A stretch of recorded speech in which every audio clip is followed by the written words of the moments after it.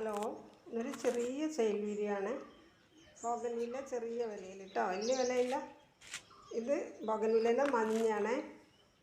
മഞ്ഞ ഹെൽത്തി ആയിട്ടുള്ള തൈയാണ് കേട്ടോ, ചെറിയ തൈയാണ്. 80 രൂപയ്ക്ക് ഈ തൈകൾ നൽകും കേട്ടോ. മഞ്ഞ വീഡിയോ കണ്ടിഷ്ടമായാൽ എല്ലാവരും ലൈക്കും ഷെയറും സബ്സ്ക്രൈബും ചെയ്യണം കേട്ടോ. ചെടി വാങ്ങിയിട്ടും വാങ്ങാണ്ടും ആവശ്യമില്ലാത്തവരും സപ്പോർട്ട് ചെയ്യണം കേട്ടോ. നല്ല ഹെൽത്തി ആയിട്ടുള്ള തൈയാണ്. ഈ തൈ 90 രൂപയ്ക്ക് നൽകും കേട്ടോ. ഇത് വെള്ളയിൽ പിങ്ക് ഷെയ്ഡ് വരുന്ന ബോഗൺവില്ലയാണ്. കുറച്ചുകൂടെ കഴിഞ്ഞ് പൂ നന്നായി ഇതായി വരുമ്പോൾ പിങ്ക് ഷെയ്ഡ് നിറയെ വരും, നല്ല ഭംഗിയാണ്. ഇതും 80 രൂപയ്ക്ക് നൽകും കേട്ടോ.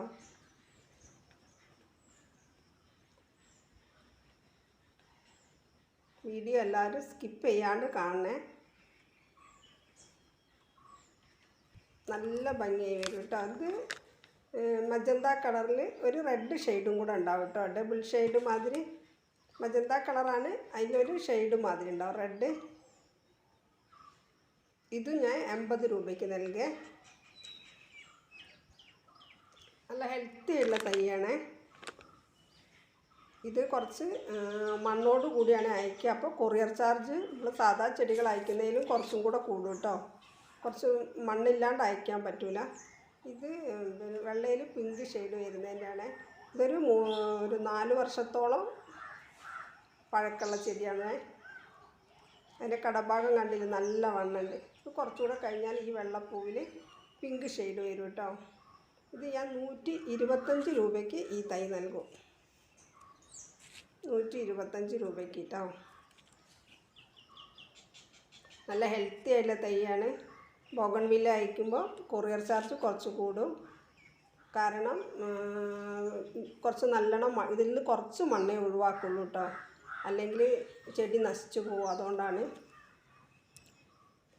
ഇങ്ങനെ നിറയെ വെള്ളയിൽ പിങ്ക് ഷെയ്ഡ് വരും കേട്ടോ. അങ്ങനെയല്ല, ഈ പൂ വിടർന്നു കഴിഞ്ഞാൽ നല്ല ഭംഗിയുണ്ടാവും കേട്ടോ. ഇതും അങ്ങനെ തന്നെ വെള്ളയിൽ പിങ്ക് ഷെയ്ഡ് വരുന്നതിൻ്റെയാണ്. ഇതും ഒരു 4 വർഷത്തോളം പഴക്കമുള്ള ചെടിയാണ്. നല്ല ഹെൽത്തി ആയിട്ടുള്ള ചെടിയാണ് കേട്ടോ. ഇതും അങ്ങനെ തന്നെ മജന്ത കളറിൽ റെഡ് ഷെയ്ഡുള്ളതാണ്. മജന്ത കളറിൽ ഇതും ഞാൻ 125 രൂപയ്ക്ക് നൽകും കേട്ടോ. ഇതും വലിയ ചെടിയാണ്. കടഭാഗം കണ്ടില്ല, നല്ല വണ്ണുള്ള പൂവിടാൻ തുടങ്ങിയിട്ടുള്ളൂ. അപ്പോൾ തന്നെ നിറയെ പൂവുണ്ട് കേട്ടോ, നിറയെ പൂവുണ്ട്. നമ്മൾ പ്രത്യേക കെയറിങ് ഒന്നും വേണ്ടാണ്ട് നമ്മളെ വീട്ടിൻ്റെ മുറ്റത്ത്, പക്ഷേ സീസണൽ ഫ്ലവർ ആണെന്നേ ഉള്ളൂ, നിറയെ പൂവുണ്ടാവും. ഈ ചെടി കേടാവുകയില്ല. ഇതിനൊരു നമ്മൾ ഫംഗിസൈഡോ ഒന്നും കൊടുക്കണ്ട. വല്ലപ്പോഴും ഈ പൂവിടാൻ തുടങ്ങുമ്പോൾ കുറച്ച് വളം എന്തെങ്കിലും കൊടുത്താൽ മതി, അല്ലാത്തപ്പോൾ ഒന്നും കൊടുക്കണ്ട.